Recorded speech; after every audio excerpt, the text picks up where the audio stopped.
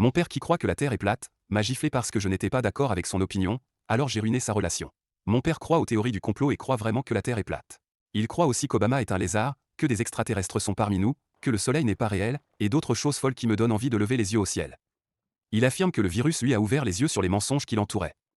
Il aime répéter les choses qu'il a entendues sur Telegram pendant le dîner et trouve littéralement un moyen de tourner chaque conversation vers les théories du complot. C'en est arrivé à un point tel que je refuse de lui parler la plupart du temps à cause de cela.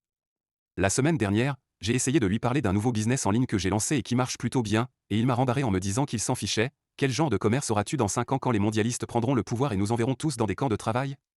Je ne me suis même pas engagé dans cette conversation.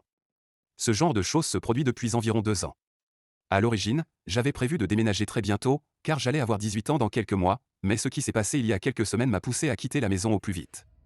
Mon père et moi étions en train de dîner sans ma belle-mère, qu'il a épousée après la mort de ma mère il y a 12 ans, et alors que nous nous préparions, j'ai parlé de l'école. Il a ri et a qualifié l'école de stupide, avant de me dire de ne pas écouter un seul mot de ce que disent mes professeurs. Il m'a dit que tous les enseignants ne faisaient que promouvoir l'agenda politique et qu'ils avaient été spécifiquement engagés pour le faire. Sachant qu'il n'y avait aucun moyen de gagner cet argument, j'ai simplement accepté. Après quelques minutes de silence, j'ai sorti des tomates du réfrigérateur pour les couper, et il les a prises et jetées à la poubelle. Pourquoi achètes-tu ces ordures? Où les as-tu trouvées, au champ? Vous savez qu'il y a des produits truffés d'OGM conçus pour vous faire perdre la vie. Une fois de plus, je n'ai pas répondu. Quelques minutes plus tard, il s'est lancé dans une divagation sur la Terre qui est plate. J'ai entendu ce discours un millier de fois, et je suis donc resté silencieux. Après son monologue de 2 minutes sur le fait que le public est un mouton et que la Terre est plate, je lui ai dit que je n'étais pas d'accord, que je pensais que la Terre n'était pas plate et qu'il était peut-être le mouton parce qu'il suivait aveuglément les paroles des personnes en qui il avait confiance. Je lui ai dit que j'avais peut-être tort et qu'il avait raison, mais qu'il fallait un très gros ego pour affirmer avec une certitude à 100% que tous les autres étaient des idiots, et pas vous. Il a craqué quand j'ai dit cela. Es-tu un pémo de socialiste? A-t-il hurlé. Il m'a ensuite giflé. Ne me traite plus jamais d'idiot, tu m'entends? C'était la première fois que mon père levait la main sur moi, et c'était pour le fait que je ne partageais pas la même opinion que lui. La gifle était forte, elle a laissé une très grosse marque sur mon visage qui a ensuite infusé.